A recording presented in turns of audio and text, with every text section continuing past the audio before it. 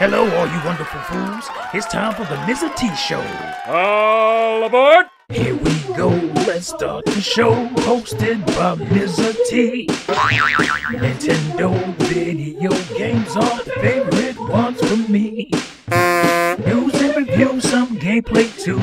Battling drones is what I do.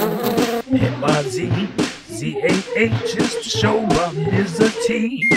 It's the show by Mizzah Tee. FOOS.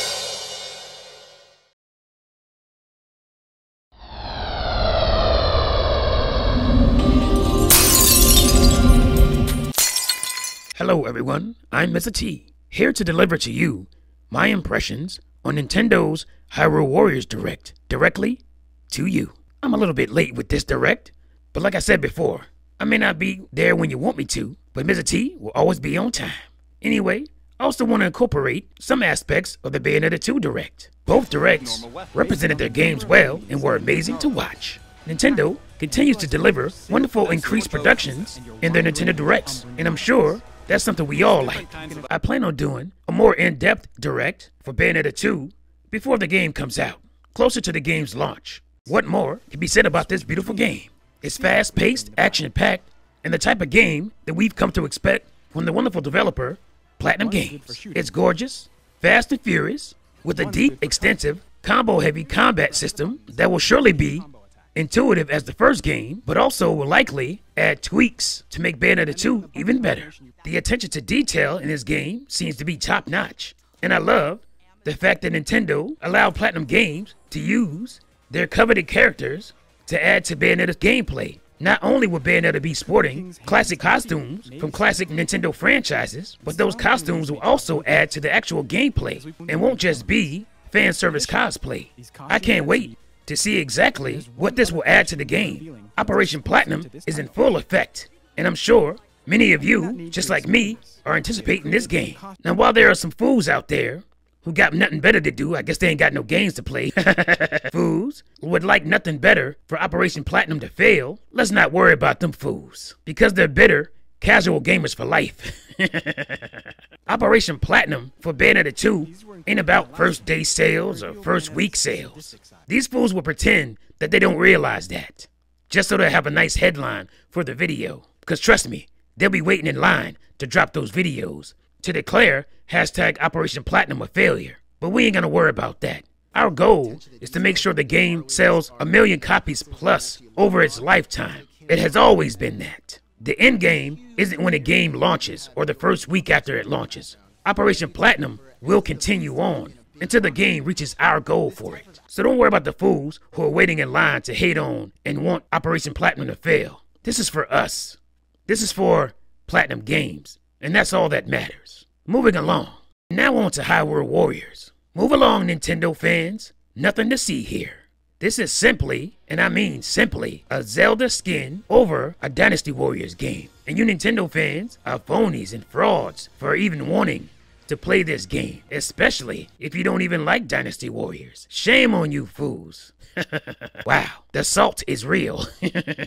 Hyrule Warriors looks like an awesome game. I remember the first time I played Soul Calibur 2 on the GameCube and getting to play as Link, and it was just awesome. I love the Zelda franchise. I love the Zelda characters. I love that world. And I always wanted to play a more action-oriented game as the characters from that series and being able to control them away from them just being NPCs. Being allowed to control some of my favorite characters in game history just seemed very awesome. And on the other hand, I'm also a Dynasty Warriors Musou game fan, and I've been for a long time.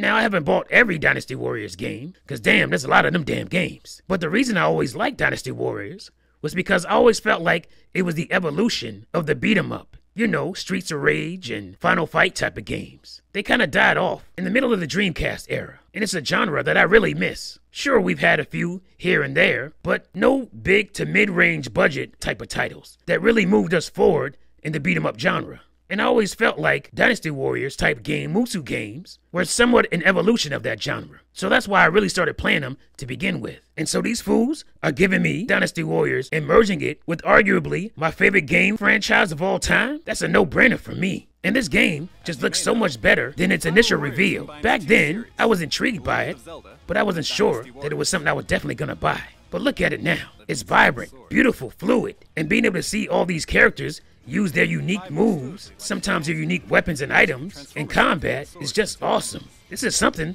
that I didn't realize, but I've always wanted a game like this. And look how beastly Ganon looks amazing in this game. This is my favorite iteration of Ganon, and this is not even a traditional Zelda game. Now, how cool is that? I mean, dude just looks boss, no pun intended. But hey, there are haters out there that said you should be ashamed for wanting this game. You should be ashamed for liking this game. The only reason you like it is because it's a Wii U exclusive and it's a Zelda skin. So all of a sudden, you like warrior type games, Musou type games, because Zelda characters are slapped on it. And I say to that, well, no shit, Sherlock. That's the point of a mashup game. Mashup games are supposed to draw you into a genre or a type of game that you're not used to liking because that's their point. Well, duh. Thank you, Captain Obvious. Fools, that's what mashups do. Mario has lent his name to many types of sports games that maybe Mario fans wouldn't play without Mario in it. That's the point. And check out Shin Megami Tensei Cross Fire Emblem. Maybe you're a fan of Fire Emblem, but you're not a fan of Shin Megami Tensei, or vice versa. So maybe this game will have you intrigued. That's the point. Or how about Project Cross Zone or X Zone? It's an RPG, but it has all these fighting game characters in it, and game characters from all other kinds of games in it that you might have loved and played their games. But maybe you're not a fan of RPGs, and this game will have you intrigued because of the characters that are in it, not because of the type of genre it is. That's the point of a mashup, dumbass. Man, these damn haters, I just don't understand. These fools clearly don't understand the purpose of a mashup to begin with, so pay these fools no attention.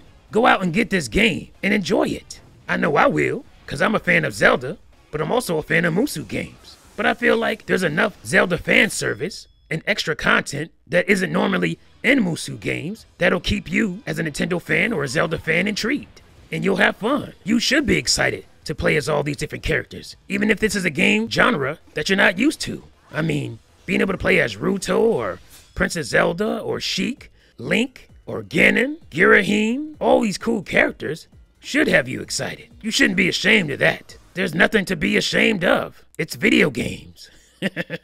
So fools, go ahead and get this game if it's something that you're interested in and enjoy it. And for all those gaming fraud haters out there, well, y'all can just get the fuck out my face. Fools. Well, fools, that's it for this Pretendo Direct. I hope you enjoyed it. Domo arigato, fools.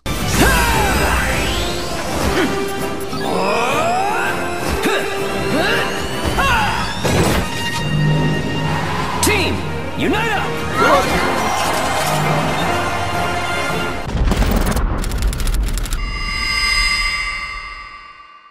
Oh yeah, one more thing. Play Nintendo, fools.